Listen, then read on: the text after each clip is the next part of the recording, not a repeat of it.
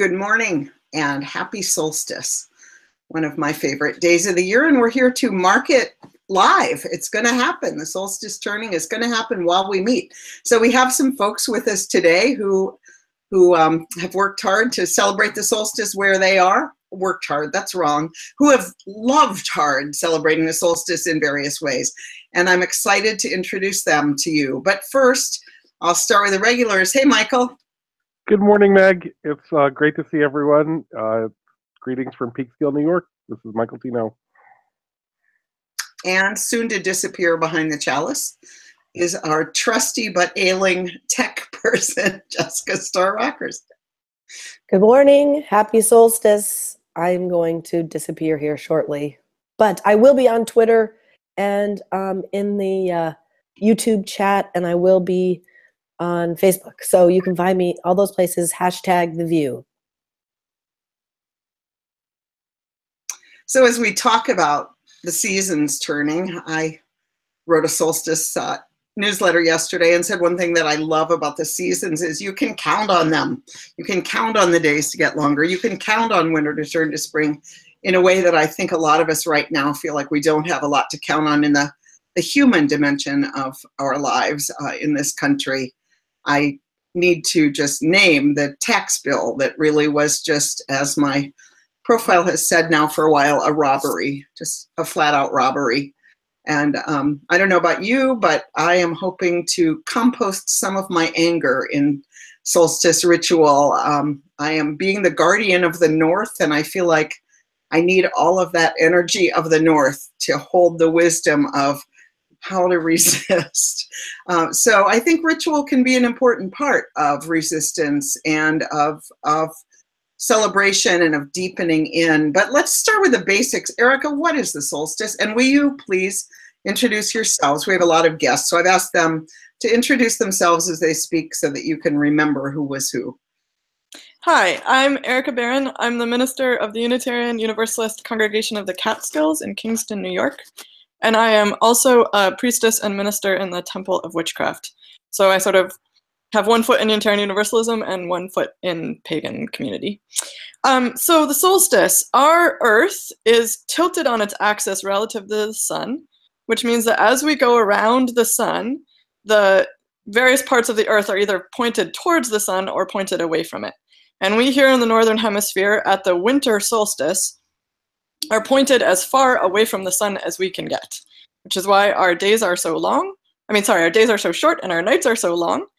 And the exact moment of the solstice, which is going to happen while we talk to each other, is the point in that circle around the sun where we are the most tipped away from the sun that we can get.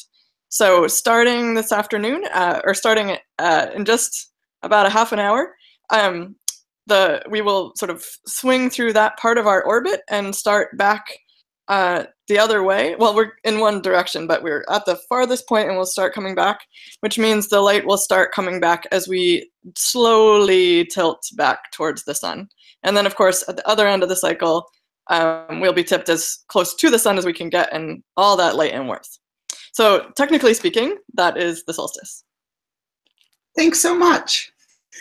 So I know that some of you have been working on the same ritual for a number of years. And Stașa, you want to talk a little bit about that? And I know Rina was really important in making it happen. And so maybe the two of you can share information together about what it is.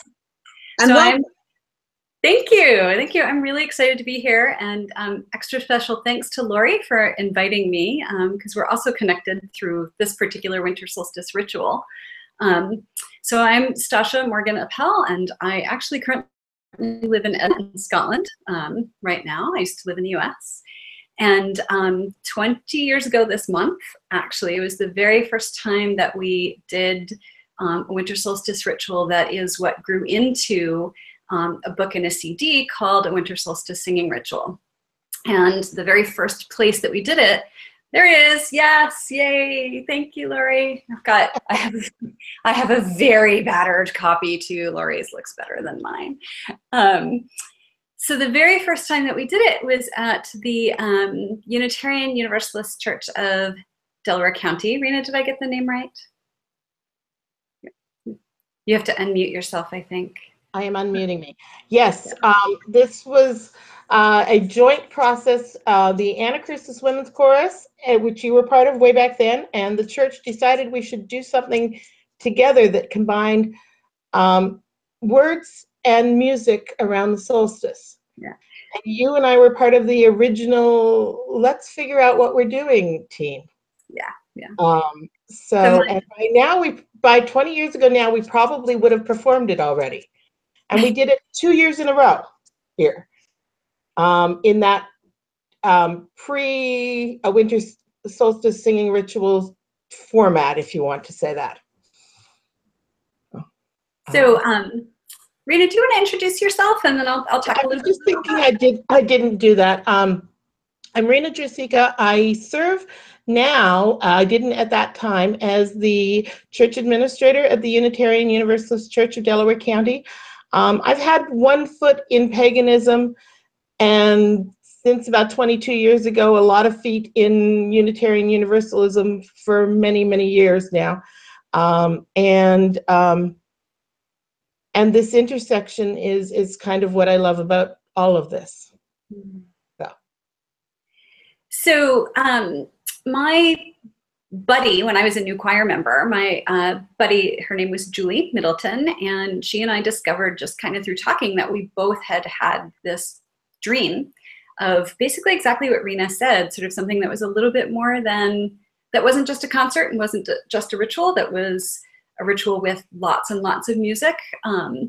So we approached the choir and they were interested. And I've been thinking about this over the last couple of days, and I don't remember how I ended up contacting UUCDC. I don't know if I was looking for Unitarian churches with cups groups or what. We didn't have a cups group at the time, and there's no logical reason that I can think of why you would have come here, except that the space was perfect. But I didn't know that. And then I walked in and chime in for 1 second here and just say cups is the covenant of UU pagans, for those who don't know. Thank you. Yeah. So the space was perfect, and it was an absolutely lovely, lovely group of people to work with, and lots of conferencing and discussion with them. And then Julie and I would sort of go away and think about things, and then we would talk to choir people, and then sort of went back and forth. So that first year was 1997, and this was in the old sanctuary at UUCDC, and it was beyond standing room only, actually, which shocked all of us. I thought maybe there was a spiritual need for this sort of thing, but I didn't really know for certain. And it turns out that it definitely hit a chord for a lot of people, which has just been an immense honor and lovely, lovely thing for me. So I did have the privilege, I want to say that must have been 2005 of, after I had left Philadelphia, after I'd moved away from Philadelphia, of getting to come back and be part of the ritual in the audience that time in the new sanctuary at UU Delco. And that was a real treat as well.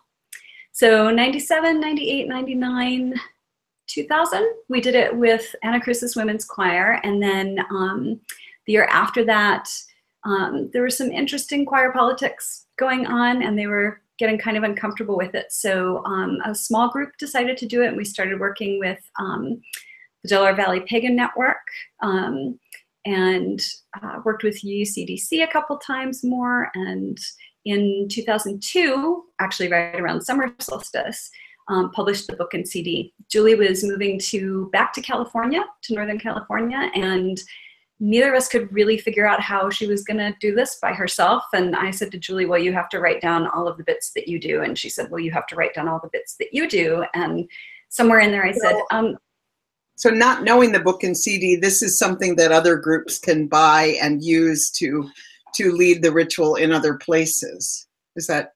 Yeah. And actually, I wonder if, Lori, that might be a good point for you. Want to talk about them? Yes, thank you so much. And introduce yourself. I am so excited to be on The VUU as a guest. This is the first time for me. And my name is Lori Stone-Sertosky. I actually work with the Church of the Larger Fellowship as the Director of Technology.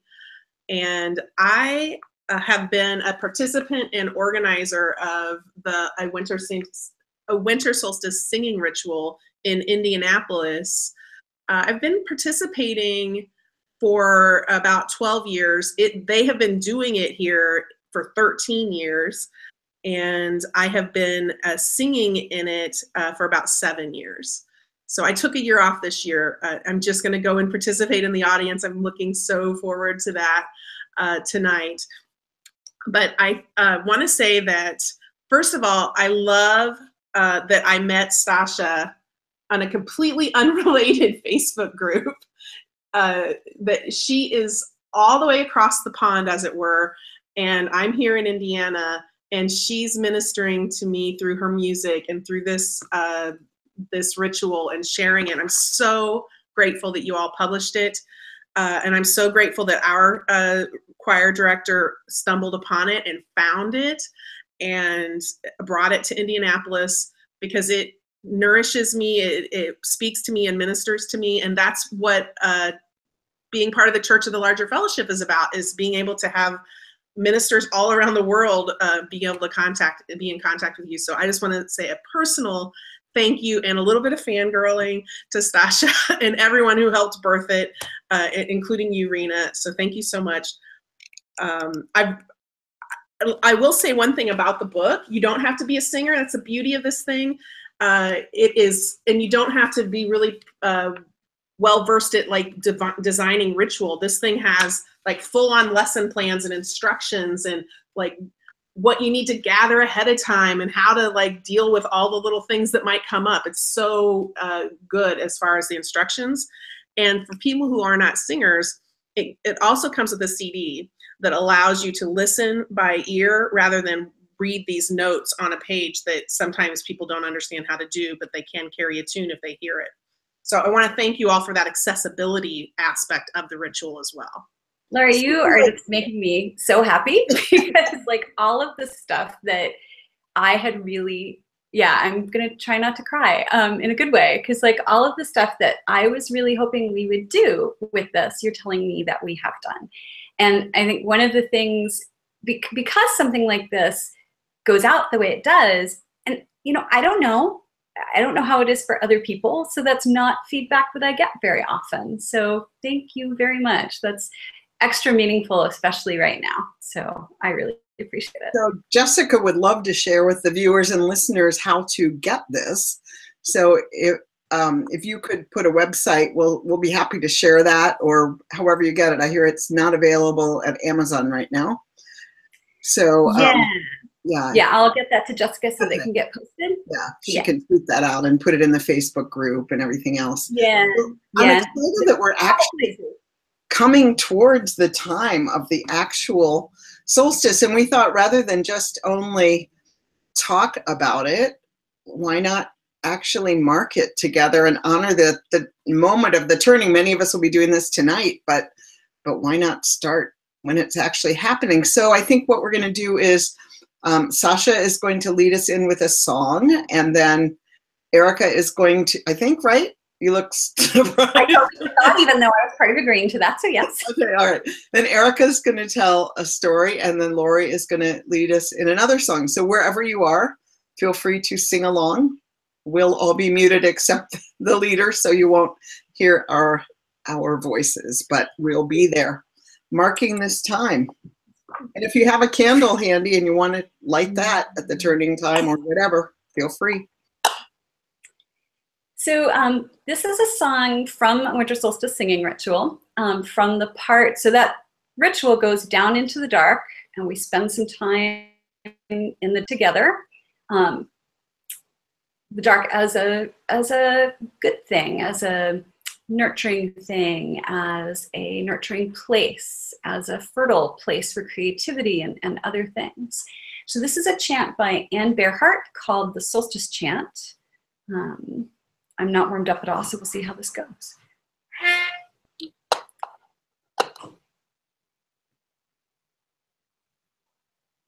Deep, deep, deep into the heart of the winter, deep, deep, deep into the womb of the mother, Deep, deep, deep, where there is no other song but the song of my soul.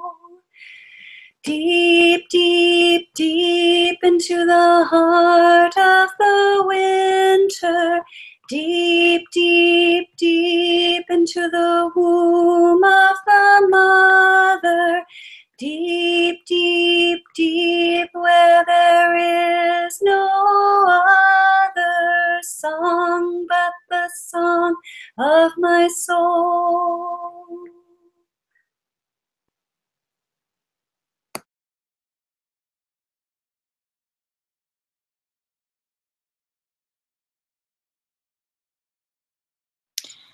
So the story I'm going to tell you today comes from a project that I've been doing to tell stories that celebrate darkness, because a lot of the stories from around the world for the solstice are celebrating the return of the light, which is certainly something we can celebrate. But in the meantime, I think our world is suffering from our lack of stories celebrating darkness and cold. So this story comes from that tradition. And this story is in the tradition of the Oak King and the Holly King, which is one of the old stories for the turning of the wheel of the year. So here we go. The story is told that in the beginning there were two gods who were brothers, and like many brothers, they struggled with each other for ascendance and power. One brother was the king of the forces of light and life and warmth, and he wore a crown made of green oak branches and brought with him all growth and vitality, fertility and abundance. And he was called the Oak King. His brother was the king of the forces of death and cold and darkness, and he wore a crown made of the prickly holly branches and brought with him all withering and decay, stillness and hibernation, and he was called the Holly King. And the brothers were identical in strength, and so year after year, the same pattern was repeated. Each year, the Oak King would grow strong and mighty, and during his time of dominance, the light would gradually increase, bringing with it warmth and abundance. But each year, at the height of his power, he would be thrown down by the Holly King, and in the wake of the Holly King's victory, the light would gradually wane, cold would come, and the land would go dormant. But at the height of the Holly King's power, he would be challenged again by the Oak King and would fall. And the cycle would repeat again and again and again. Alone, the brothers were equals, but soon there came a race of beings known as people. The people watched this cycle, and pretty soon, they began to take sides. The people loved light and warmth, and they feared darkness and cold. And so each year they would celebrate the victory of the Oak King, but they would mourn the victory of the Holly King.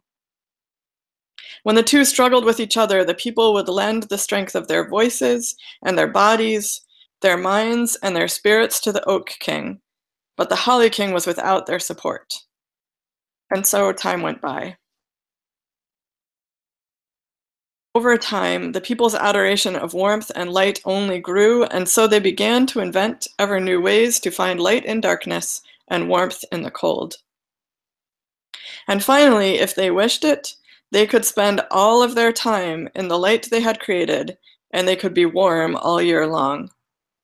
But their efforts to stay always in the light and the warmth were not without consequences. Generations passed and generations again, and the people did not at first notice the shifts in the balance.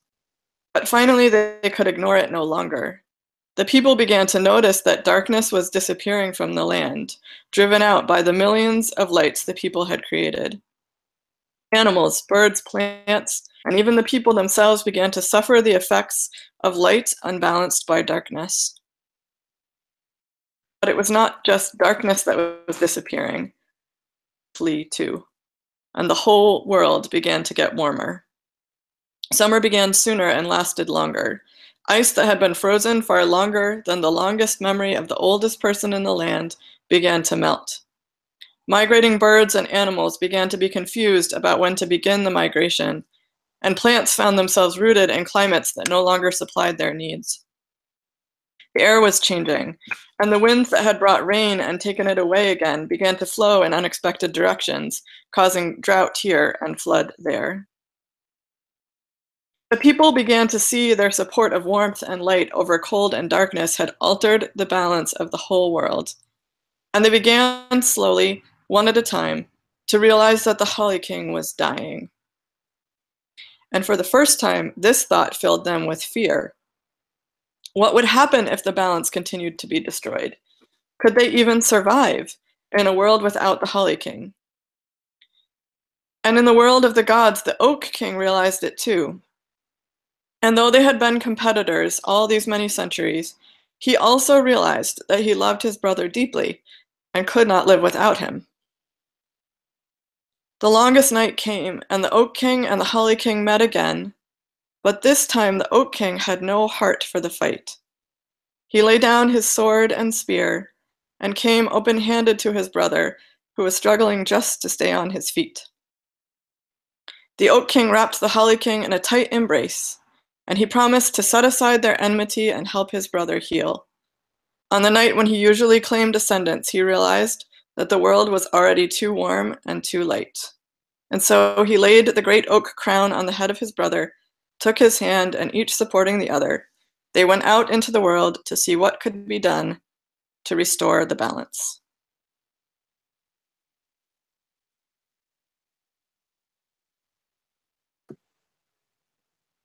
Erica, I want a copy of that. How can I get a copy of that? I will put a link in our chat to the various places. It's on the web in various places, but I'll put a link to one of them in the chat. Wonderful. Thank you. Yes, thank you so much. So I think we're going to do a little bit more from the ritual, right? Okay. How do we want to divide this up? We've been sort of talking about this, and yeah. I think I'll go ahead and start with the narration, and then we'll do the song. I think there's a little bit I can do with the narration. So we can bring some of the storytelling in. Perhaps you have heard the Greek myth of Kore, beloved daughter of the earth goddess Demeter. Kore was all things bright and beautiful, the sweetness and innocence of the young flower child. One day, while exploring, she heard a familiar voice and followed it to a crack in the rock. It was her grandmother Hecate's voice, singing, promising wisdom. Kore was intrigued and entered into the underworld. Demeter had no idea where her daughter was. She was so distraught that she brought the darkness of winter upon the land and caused the plants to stop growing and die. In the underworld, Kore was learning wisdom and songs from her grandmother Hecate. When the time was right, Hecate took Kore back to her mother. Demeter was so very happy to see her daughter again that she brought spring and light back to us in the land. So, we're going to go ahead and sing a little bit from Kore, right? Sure. Let's try it. Okay. What part are you singing? I would love to just sing the chorus when you want me to.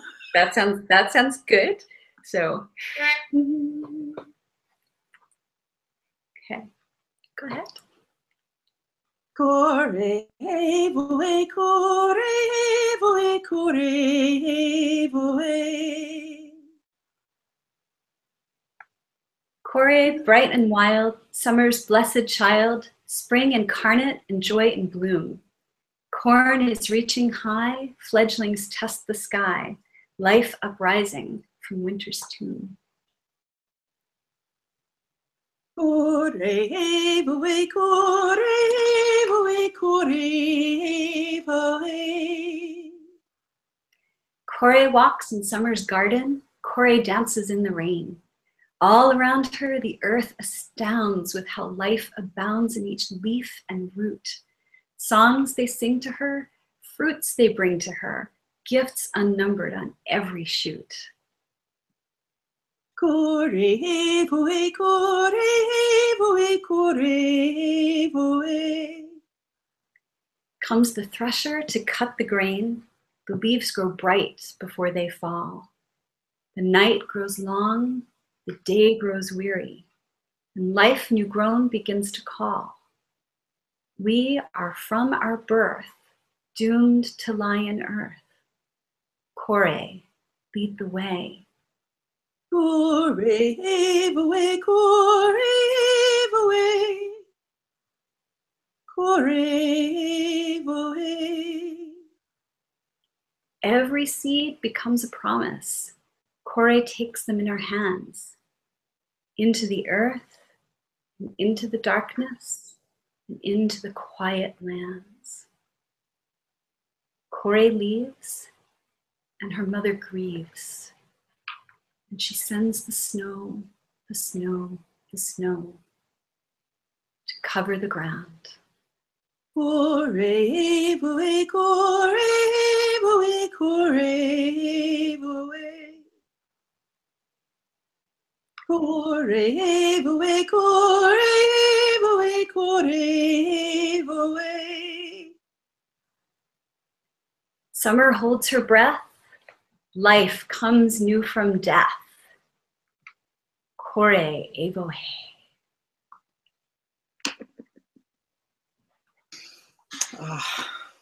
Oh, love it. Love it. Just going to say that one of our viewers, Joel Castilla, said, as someone allergic to the sun, returning of the light leaves me emotionally pained. It's really beautiful, and I love that story. So yeah, celebrating the darkness. We are going to deepen in for about 30 more seconds, and then we have our turning moment.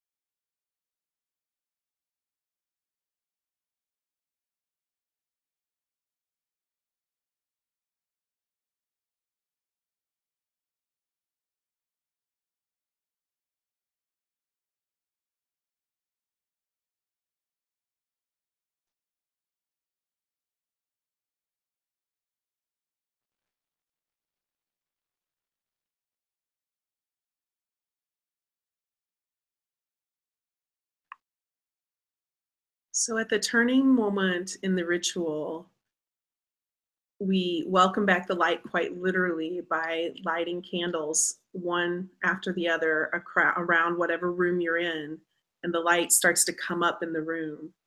And as we do this, we're singing a song together that Stașa is going to sing for us that is quite familiar, so we welcome everyone to join in.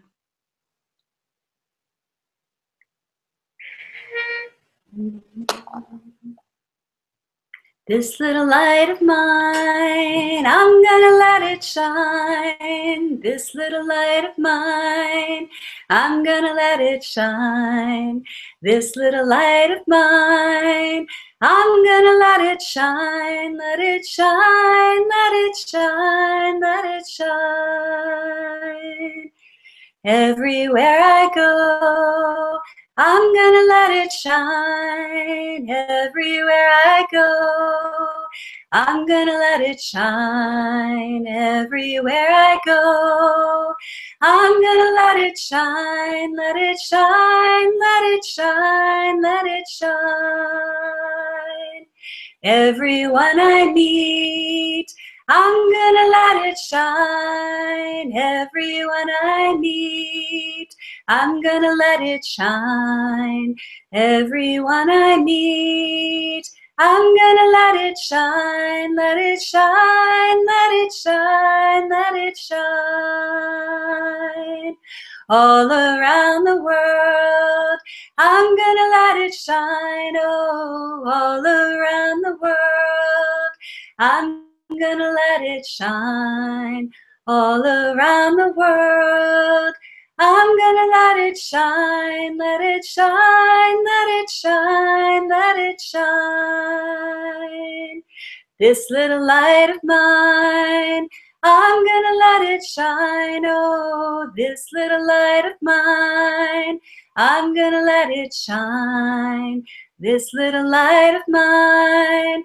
I'm gonna let it shine, let it shine, let it shine, let it shine.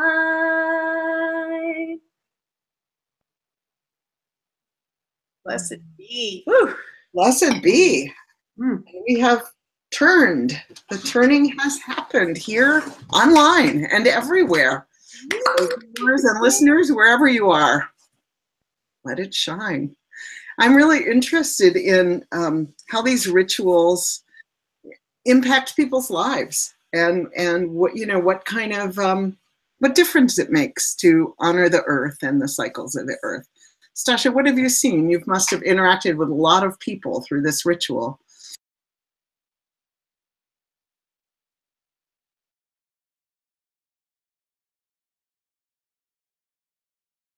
And she's gone. She'll be back. It's the old, I thought that was the mute button. We're familiar with that. How about you, Erica? You're fusing, and Rina, both of you are fusing earth-based spirituality and Unitarian Universalism. Yeah, so for me, the story that I told today comes out of a project, like I said, for telling stories of celebrating the darkness. And when I served in the congregation in Bennington, Vermont, they had an annual solstice tradition that included a pageant, and I really wanted a story that celebrated darkness, and I couldn't find one. I actually spent the first year that I was trying to do this an afternoon and looked at every single picture book in the local bookstore and could not find a story that talked about why darkness was good, except the closest I could come was the book Stella Luna, which is about a bat who thinks she's a bird and is healthier when she realizes she's a bat and lives at night instead. And so I decided if these stories don't exist, I'm going to have to write them. And I wrote the first one, which wasn't the one I read today. And then in my training to be a priestess in the temple, I did a project where I wrote a complete cycle of rituals for the wheel of the year that take global warming into account, because I really think in a tradition that says that our ritual intentions matter and have manifest consequences in the world, that the fact that we spend so much time in ritual honoring warmth and light matters in a world that is too warm and too light. So for example, in February, there's a traditional ritual where you melt snow in a fire to sort of with the intention of bringing back the warmth. So in my version, we put fire out with snow because there is already too much warmth. So anyway, so I think, and the story that I told today, I posted last year in the Nature's Path blog on Patheos, which is a UU pagan blog. And it got it was very popular on Patheos and in other places for about a month. This is close to famous as I've ever gotten. Anyway, and so I feel like it touched a real nerve in a world where we really need rituals that honor cold and darkness because we are losing them. And so anyway, that's where it comes from. And I think it's been powerful. It has for me, and it seems to have mattered to other people too. So I'm glad for that. That's great. We'll get back to you, Stașa. I'm glad you're back. But Rina, what do you say? I agree with a lot of what Erica has to say. It even ties back to sort of the science around the season here. We may be at the shortest day of the year, but there's differences between the shortest day of the year and the earliest, let me get this right, the latest sunrise and the earliest sunset. And so acknowledging that this isn't just a moment, but that we spend a while muddling around in darkness, both very literally and lots of figurative ways is meaningful to me. And even just listening to these words that, you know, I've been familiar with, and stories, most people know the story of Demeter to some extent, but most people look at the idea of her being in the darkness as a bad thing. And there were probably benefits to her in some way. So the comfort in the old stories, the comfort in the smell of the candle being lit, the comfort in going, yeah, it's still, you know, it may be turning towards light, but damn it, I just can't see it yet, is really useful to me. You know, I know it will be there. And so I see this almost more as the promise of light while we experience the darkness. And that has deep value to me. For those of us who work in churches, and that's many of us, this is not a good week. So there's promise for the future, and that every time that comes around, that comforts me.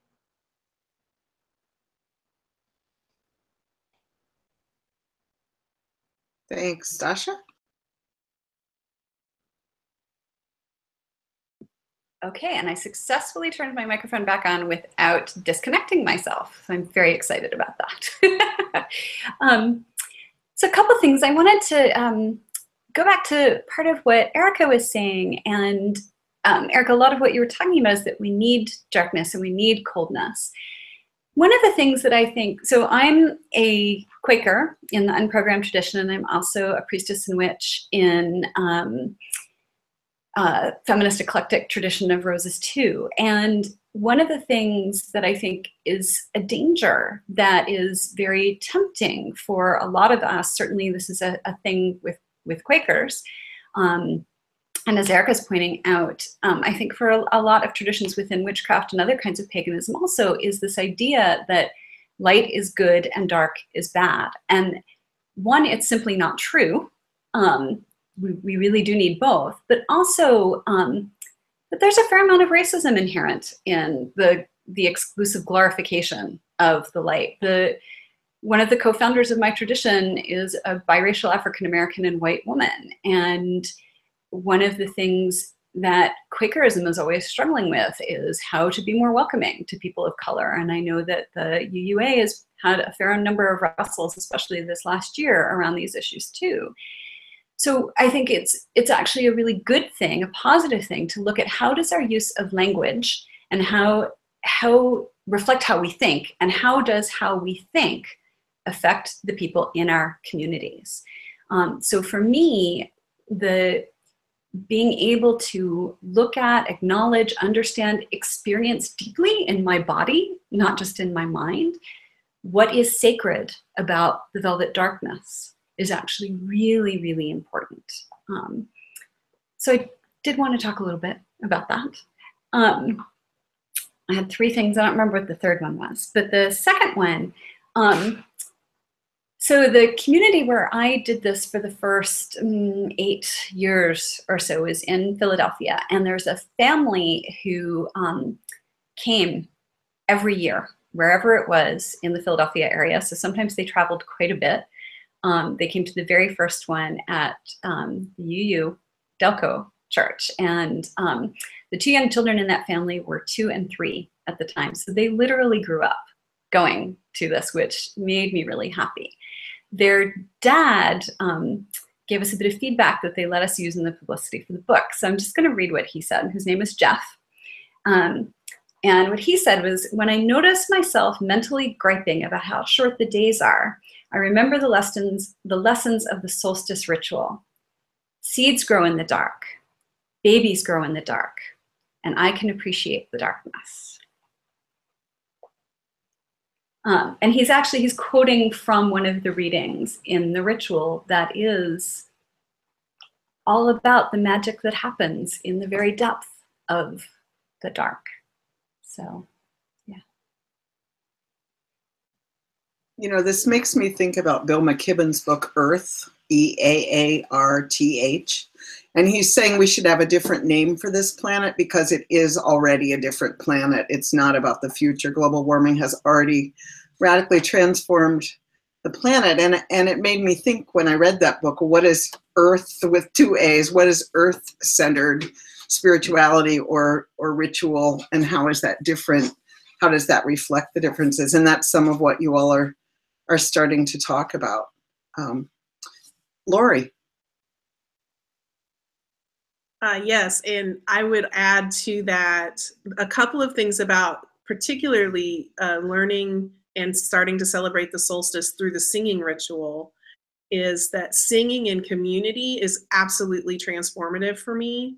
As someone who was made fun of as a child for not being able to sing, for singing off key or too loud or whatever, it's a big deal to sing. I can't believe, in fact, I just sang on The VUU by myself. But I would never have done that without having the experience of doing it through a supportive community like the one that has formed here in Indianapolis around putting on this ritual every year. So yay for that. And literally singing in community, you're breathing. You have to breathe to sing, and you have to breathe together to sing. And I think when we breathe together, like something magical happens. Like I think my heart rate goes down. I mean, I get calmer. And so there's a literal physical transformation in my body when I do this ritual. And not just this ritual, but other kinds of singing that I'm now, do as well. And then I would also add to it, for me, as someone who's a Unitarian, 22 years Unitarian Universalist, but prior to that, evangelical Christian, for me, it was very, very helpful to have this ritual be an interfaith ritual, welcoming of, a multiplicity of ways of seeing. And I think the lines about many cultures this time of year welcome a sun child. I remember this from the ritual. And that is such a way for me to marry the faith of my upbringing with what's happening here and understand it on a much grander scale. Because I'm not one of those UUs that completely throws the baby out with the bathwater of Christianity. Like I embrace it still, and I get a lot of meaning out of it. And I have this really strong pull toward this naturalism and toward the pagan side. So it's not easy to be able to find one ritual where I can honor all of that, all of the kind of complexity of that. So again, I want to thank you all for that. Thank you. Erica, you had more to say about the associations of light and darkness. Yeah, so I've now done this sort of story writing project 3 times of trying to write mythology that celebrates darkness. And in doing that, of course, you come up with all of the associations that people make to light and darkness, and that cultures make to light and darkness. So there's racial implications to that. There's even gender implications to that. So the first of these stories I wrote is about twins, one who represents light and one who represents darkness. And the people love the one who represents light, and they don't love the one who represents darkness.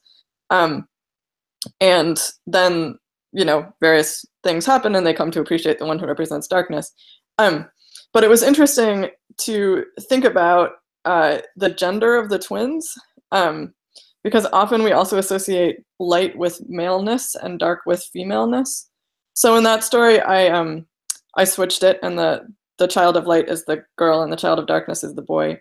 And that one's been out there for a while too, and lots of people have told me I should publish it. Except I cannot figure out a way to do that without racializing the characters in the story. And people who represent light and people who represent darkness certainly has racial implications as well. So it's been interesting to play with all of those things, remembering that, the things that we teach as valuable don't only impact the earth, although they of course do, but they also impact how we think about the people that we associate with those things.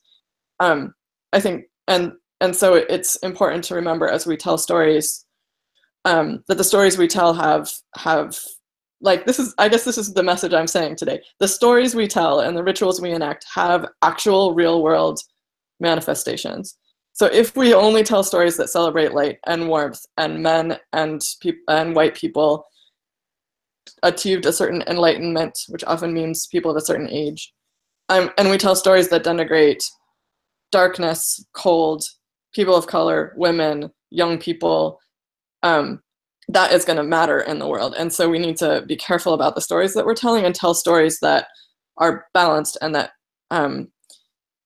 give the world the things it needs right now. And right now we need dark and we need cold, and we need stories that celebrate women, and we need stories that celebrate people of color. We need stories that celebrate people of all ages. We need stories that celebrate people of all physical and intellectual abilities. And so I hope that the stories I tell are doing some piece of that, but I can only do a little bit. It's a project that needs everybody. So thanks, Erica.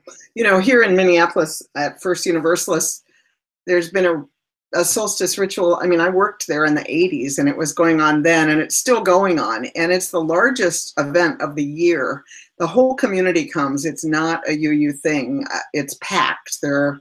People come early to get a seat. And the center of the service is 12 minutes sitting in absolute darkness, which is a really long time. And it is dark. Like, I'm going to light the candle in the north afterwards. And they just keep saying, keep your matches in your pocket or you'll never find them, because it is just, all the windows are covered. It is really pitch dark, and people with young kids are invited to maybe take them out before the silence.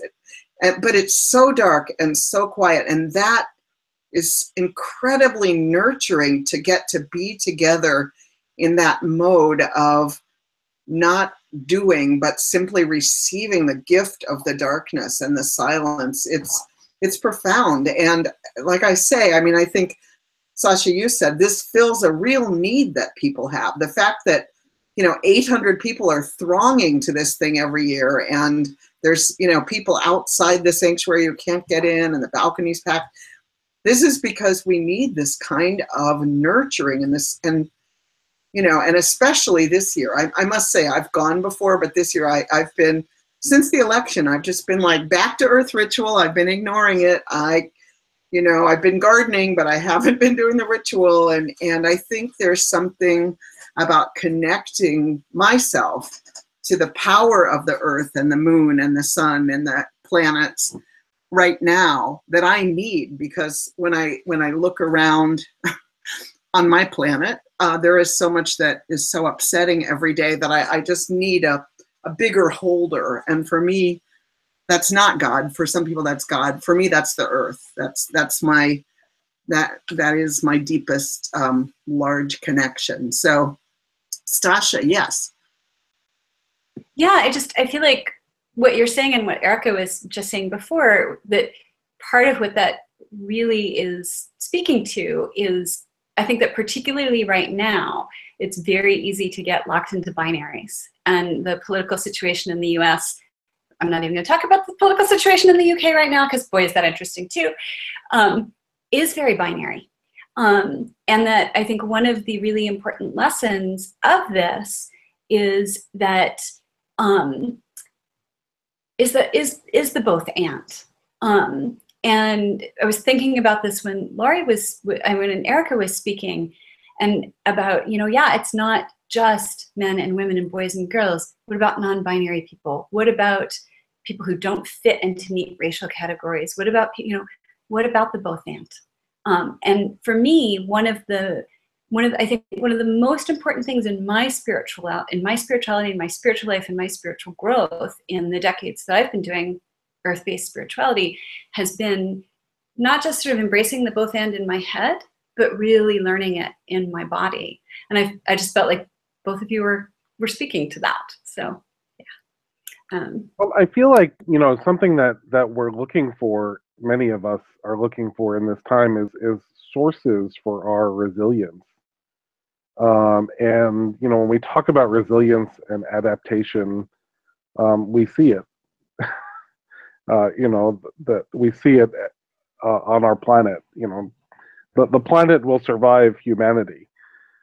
Humanity might not survive because the planet will will do what it needs to.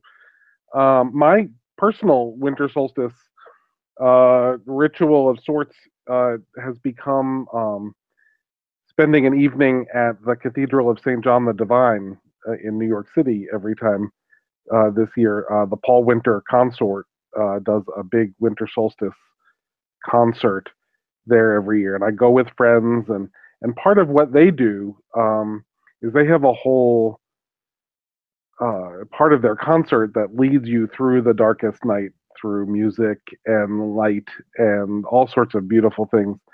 And the end of it is actually the sun rises, and it's a gong that is being played, a giant gong that rises to the very top of the cathedral. And I've gone probably 10 years in a row now, and usually that darkest night is pretty short. They keep us there a little while, but everyone wants to get to the sun gong, right? Well, they want to get to that gong. And this year, they let the journey through the darkest night go on about 45 minutes, which is about 20 minutes longer than it went last year. And it was so glorious. It was so gorgeous just to be in that space in the cathedral. Like, it wasn't pitch dark like Meg, your experience, because I mean, these folks had to play their instruments and and whatever. But you know, the lights were dim, and the stars, they projected stars onto the ceiling of the cathedral, and it was so healing to have the longest night last twice as long as it usually does. And we were all struck by that. All the friends that I went with and I were struck by that.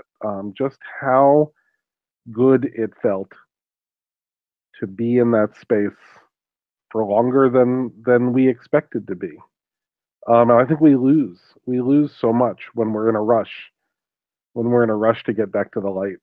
The Earth is going to do it in the Earth's time. You know, tomorrow will be a minute longer than today. The daylight will be, or 30 seconds longer than today. It's not going to be, 4 hours longer than today. Tomorrow, it'll be 30 seconds longer today. So that's one of the things that I've been thinking about for the last week since I went to this last week.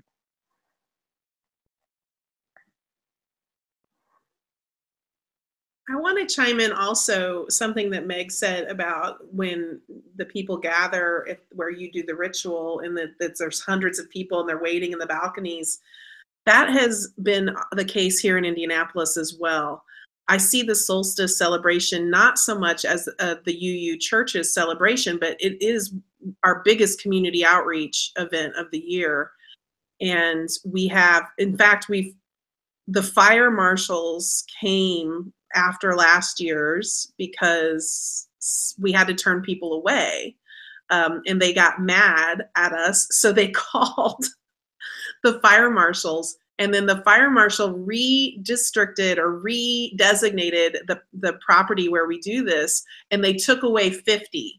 It went from 300 capacity to 250.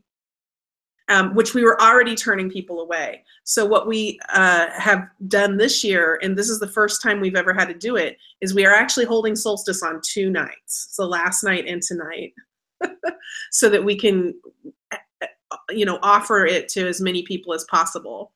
And I think the last thing I want to say is, not only do we do it here in the community, in what we call the free world community, but we also go into the Indiana women's prison and hold the solstice there every year. We've done it for 10 years now. And I have to tell you, we have to modify it because we can't have open flames, and we have to do it with little like electric, candles and so forth. And we don't get to actually turn the lights off in the room. The lights are on the whole time. But I'll tell you what, it is even more magical to do it in a room. We usually have about 80 women who join us. They get to choose to come, and there's a small pagan group there, and they actually get to practice the songs separately. And then the day we go and perform, they join us in the choir, and they actually help lead the ritual, and they do some of the readings. And it's just a very magical time. And I'll tell you what, it's beautiful in the other space, like visually, but emotionally and spiritually, it's the most beautiful thing to do it in the prison. Wow, that's really stunning and exciting to hear that. Well, we are coming to the end of our time together. I wonder, I'm going to go for last thoughts. And I'll start with Emily. Anything that you would like to say that you haven't gotten to say? Do you mean me, Erica? I looked at Erica and then Emily. Sorry. It's good, all right. Totally fine. Oh, no, you got the E. You heard the E. Yes.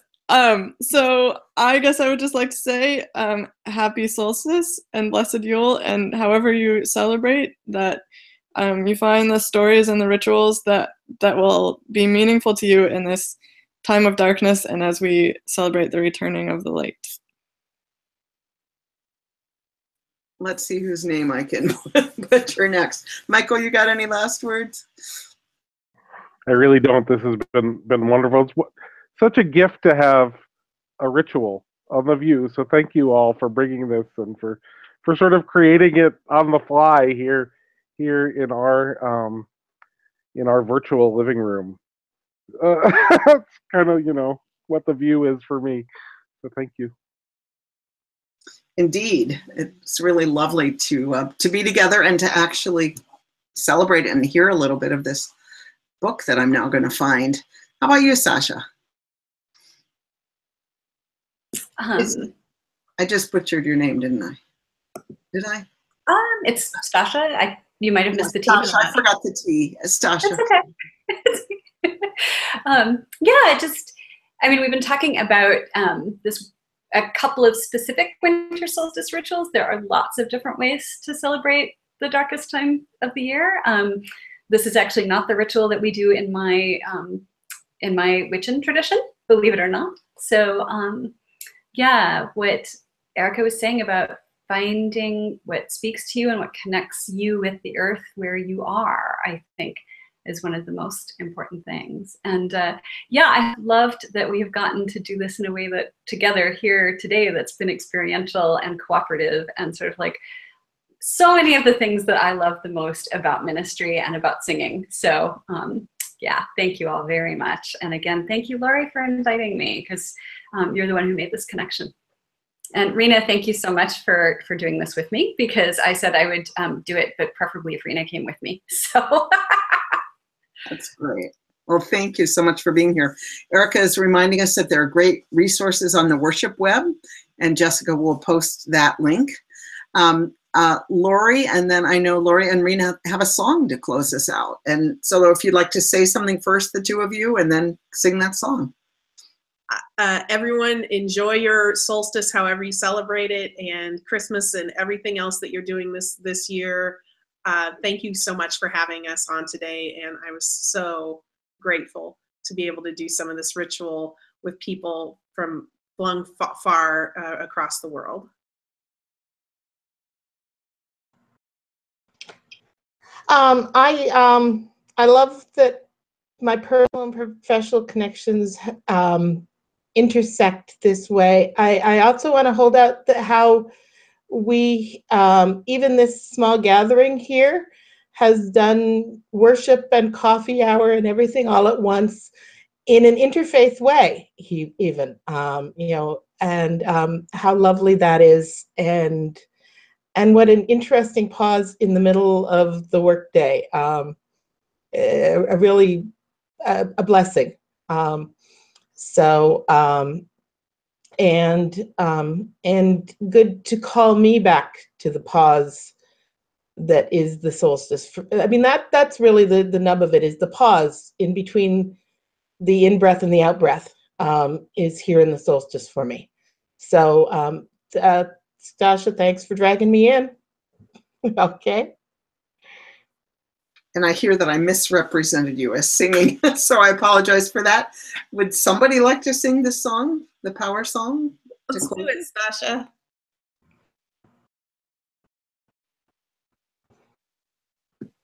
Okay, there we go. My tech is being a little weird, so let's see how this goes. Can you do the low part at all? Because I'm really bad on the low part. We've got the power. Hallelujah. We've got the power. Hallelujah. We've got the power. Alleluia. We've got the power. Alleluia. We've got the power. Alleluia. We've got the power. It might not be coming off to all of you, but I've enjoyed it. Yeah. I think duets go a little beyond Google on the Air's capacity. Thank you so much. We're not going to be broadcasting next week. It's holiday week, but the following week we'll be talking with Jessica York and Annie Scott about what's new in religious education. See you next year. Ha ha ha. Bye-bye. Blessed solstice. Blessed. Thank you.